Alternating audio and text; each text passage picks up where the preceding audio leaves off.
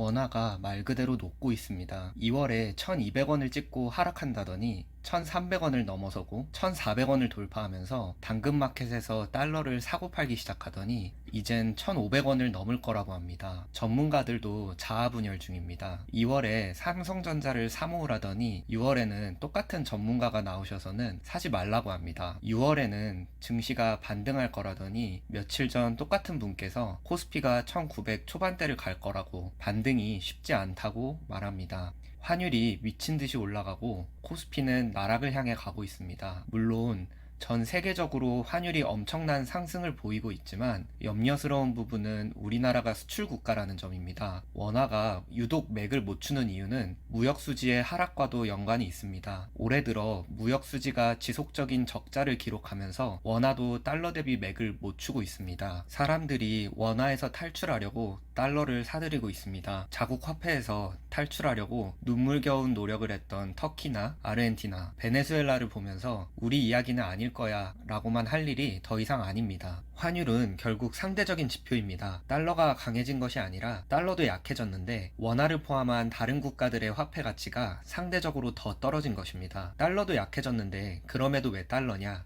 그 이유 중 하나는 미국 달러가 기축통화기이기 때문입니다. 그렇게 국제경제 질서가 지금까지 유지되어 왔기 때문이죠. 그럼 기축통화의 주요한 역할 두 가지를 빠르게 알아보겠습니다. 기축통화인 달러는 전 세계로 달러를 찍어서 공급을 해야 되고 그 기축통화의 신뢰도를 유지해야만 합니다. 그것이 국제질서의 룰입니다. 미국이 전 세계에 달러를 공급하려면 그냥 주는 게 아니라 중국이나 다른 나라의 제품을 사들이면서 줘야 됩니다. 그러면 경상수지는 적자가 되어야 합니다. 그게 기축통화국의 숙명입니다. 게다가 미국은 코로나 이후 양적 완화를 통해 엄청난 돈을 찍어냈다는 것을 알 수 있죠.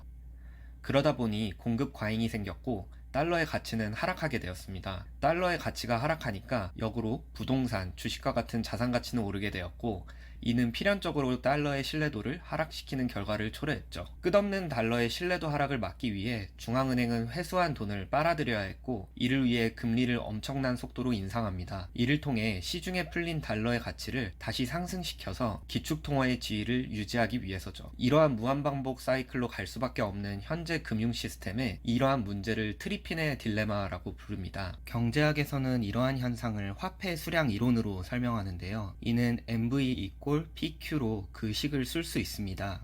M은 화폐 공급량, V는 화폐의 유통속도, P는 상품 가격, Q는 상품의 생산량을 뜻합니다. 좌변은 중앙은행이 컨트롤 가능한 통화 부분, 우변은 실물경제 부문으로 나눌 수 있습니다. 상품의 가격과 생산량을 곱한 우변 PQ는 실물경제의 명목 GDP라고 볼 수 있죠. 화폐 유통속도는 거래의 빈도수를 의미하는데 돈의 회전율이 늘어날수록 V가 높아진다고 볼 수 있습니다. 통상적으로 경제학에서 V와 Q는 상수로 보기 때문에 화폐 공급량이 늘어날수록 상품 가격, 즉 물가가 올라가는 인플레이션이 유발된다고 볼 수 있습니다. 그래서 최근 연준이 인플레이션을 잡기 위해 금리를 올려서 시중에 풀린 화폐를 빨아들여 공급량을 줄임으로써 인플레이션을 잡으려고 하는 것이죠. 그런데 인플레이션이 좀처럼 잡히고 있지 않습니다. 화폐 수량설이 작동을 하지 않는 것이죠. 그래서 지금 중앙은행은 상승하는 우변의 상품 가격을 잡기 위해 금리를 더욱 올리고 있는 것입니다. 이번 문제는 좀 다른 부분이 있습니다. 바로 코로나, 중국과의 무역 갈등, 우크라이나 전쟁으로 인해 경제 블록화 현상이 나타나면서 Q가 덩달아 감소했다고 볼 수 있는 것이죠. 현재 경제 시스템은 M을 컨트롤하면 실물 부분을 바로 잡을 수 있을 거라고만 생각합니다.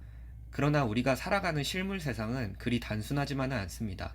상수라고 생각했던 Q의 변동성도 존재하기 때문입니다. 또 하나 간과했던 것은 화폐의 유통속도 V입니다. 그동안에는 정확한 V 값을 아는 것은 불가능했기 때문에 경제학에서는 PQ를 M으로 나누어 간접적으로 구해왔습니다. 돈을 찍어내는 M에만 집중했다는 거죠. 하지만 현실은 화폐를 찍어내고 이를 분배하는 데 시간이 걸려 구매력 차이가 발생합니다. M은 올려놨는데 화폐 유통속도, 즉 V가 받쳐주지를 못했던 거죠. 생각해보면 유동성 공급 초기에 막대한 돈을 받은 소수의 은행과 자본가들은 돈을 먼저 받아서 자산을 비축하면서 부를 쌓고 나중에서야 돈을 받은 대중들과 미국 외의 다른 국가들은 앞서 돈을 받은 곳보다 구매력이 한참 낮아지게 됩니다. 이것이 실제 현실에서는 시차를 두고 인플레이션과 디플레이션, 스태그플레이션을 복합적으로 만드는 요인인 것이고 이것을 칸티용 효과라고 합니다.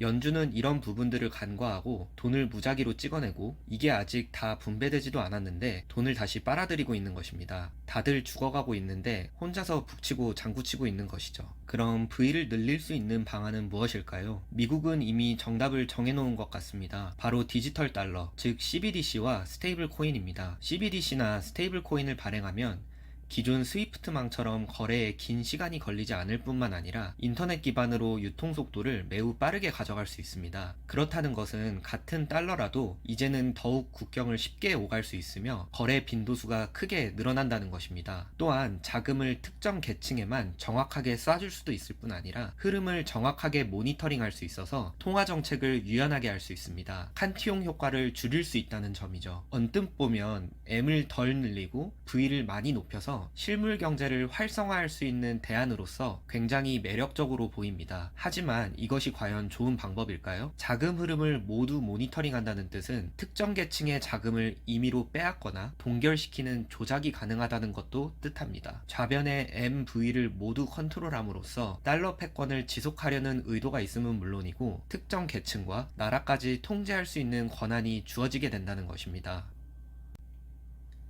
이것이 우려되는 이유는 무엇일까요? 화폐라는 것은 기본적으로 중력의 힘이 작용합니다. 중력의 힘은 상대적이듯이 화폐도 서로 끌어당기는 힘이 있으며 작은 쪽이 더 큰 쪽으로 끌려가게 되어 있습니다. 특히 가까울수록 더 그렇습니다. 지리적이든 경제적이든 종속적인 국가들은 결국 달러라이제이션을 겪게 될 것입니다. CBDC나 스테이블 코인이 커질수록 이 현상은 가속화될 것입니다. 모두 자국의 화폐를 버리고 디지털 달러로 옮겨갈 것입니다. 그렇게 되면 달러화가 된 국가들은 결국 통화 주권을 잃고 종속된 삶을 살아가게 될 것입니다. 현재 중남미 국가들을 보십시오. 달러라이제이션이 되어서 미국의 작은 날개짓 하나로도 공황 상태가 됩니다. 많은 기사들이 엘살바도르가 비트코인을 법정 화폐로 채택한 것을 바보 같은 행동이었다고 말합니다. 하지만 우리는 감히 그렇게 말할 수 없습니다. 엘살바도르는 비트코인을 달러라이제이션으로부터의 탈출 수단으로서 마지막 희망으로서 구명보트에 올라탄 것입니다. 우리는 이 현상을 눈물겹게 바라봐야만 하고 진정으로 공감하는 순간이 오게 될지도 모릅니다. 우리가 알고 있는 자본주의의 공식은 잘못된 것입니다. 화폐 공급량을 늘려야만 경제가 성장하는 것이 아니라 회전 속도를 늘려야 건전한 성장이 있을 수 있는 것입니다. 돈의 순환 속도를 늘리면 화폐량을 늘리지 않아도 같은 효과가 발생할 수 있다는 것이죠. 만약 정말 우리의 삶을 개선시키기 위해서였다면 무분별한 화폐 발행이 아닌 화폐를 순환시키기 위한 정책들을 더 고민했었어야 됩니다. 하지만 화폐 발행과 함께 순환 속도를 오히려 더 늦추는 부동산과 각종 연금과 같은 세금 정책을 펼치면서 화폐량을 늘려야만 경제가 성장한다는 명분을 가져가고 있다는 것이죠. 앞으로 우리는 스스로 미래를 개척해 나가야 합니다. 통화량과 유통 속도가 CBDC와 스테이블 코인을 통해 모두 컨트롤될 것이며 디지털 달러는 시간 문제라고 생각합니다. 하지만 통화량이 예측 가능하며 회전율을 함께 높일 수 있는 중립적인 자산인 비트코인이 현재로서는 유일한 대안입니다. 불확실한 미래를 꼭 스스로 개척해 나가시기 바랍니다. 마지막으로 또 하나의 희망은 인공지능과 자동화 생산, 로보틱스 혁신을 통한 Q의 비약적 상승입니다. 비트코인과 함께 시너지를 낸다면 굉장히 희망적일 것이라고 생각됩니다. 오늘 영상은 제가 많은 이야기들을 짧은 시간에 하려다 보니까 여러 설명과 논거들이 좀 축약된 부분들이 많아서 아쉬운 부분도 있습니다. 여러분들의 의견과 질문을 댓글로 많이 남겨주시면 같이 소통하도록 하겠습니다. 좋은 주말 보내시기 바랍니다. 시청해주셔서 감사합니다.